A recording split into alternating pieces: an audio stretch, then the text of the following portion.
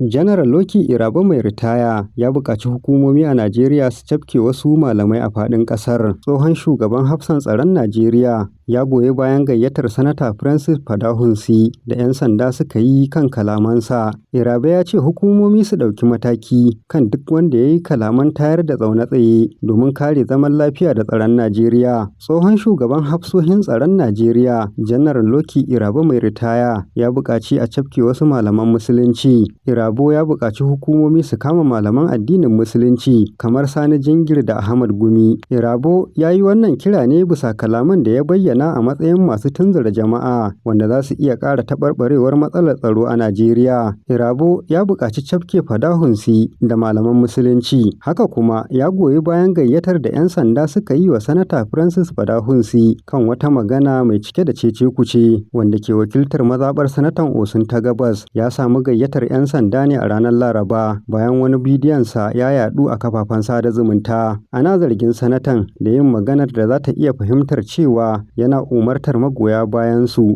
su kashe 'yan jam'iyyar ACOT da iyalansu gabanin zaben gwamnan Osun da ke tafe. Sai dai Fadahunsi ya bayyana cewa an gyara ko an yanke bidiyon ne domin a ba kalamansa wata ma'ana daban da wadda ya yi nufi. Irabor ya ce duk wanda ya yi kalaman da za su iya tayar da hankali ya kamata a bincike shi. Ya ce idan bincike ya tabbatar da cewa kalaman mutum na iya haddasa tashin hankali, hukumomi su ɗauki matakin da ya dace, ciki har da kama shi. Tsohon hafsan tsaron ya ce 'yan sanda sun yi abin da ya dace wajen gayyatar Fadahunsi saboda kalamansa, ko da yake na siyasa ne, sun shafi batun tunzura mutane zuwa tashin hankali. Game da Shak Sani Jingir, Irabor ya ce kalaman malamin na baya-bayan nan ma na iya ƙara yawan barazanar da Najeriya ke fuskanta. Hek Jingir ya bayyana goyon bayansa ga tikitin Musulmi da Musulmi na jam'iyyar APC a zaben shugaban ƙasa, inda ya buƙaci Musulmai su yi amfani da ƙarfin ƙuri'unsu. Ya yi wannan kira ne yayin wani taron bikin aurar da ma'aurata 1,500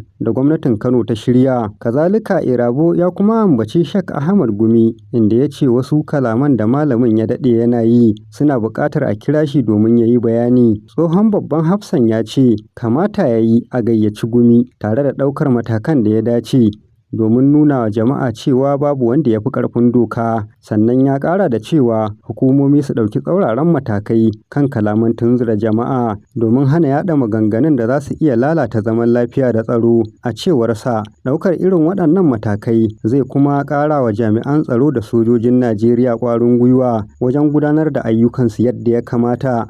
Abbas Yakubu Yaura, Dimokuraɗiyya TV.